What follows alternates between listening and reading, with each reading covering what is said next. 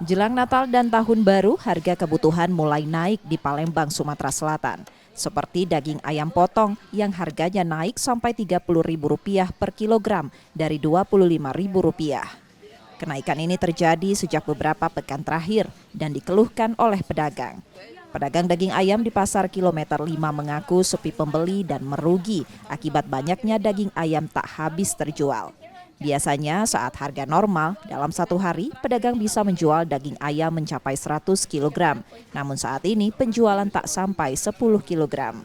Nilai konsumsi dan kebutuhan rumah tangga untuk daging ayam dirasakan turun setiap tahun sehingga membuat pedagang turun pendapatan. Sepi sekali. Sepi sekali ya. Biasa kalau harga normal itu menghabiskan berapa kilogram kalau untuk satu hari?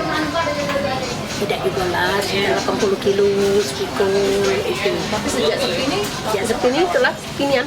Oh, harapan kami minta turun barang nih supaya kami pajak berjualan tuh lancar. Nah ini juga ada uang, sepi sekali kan.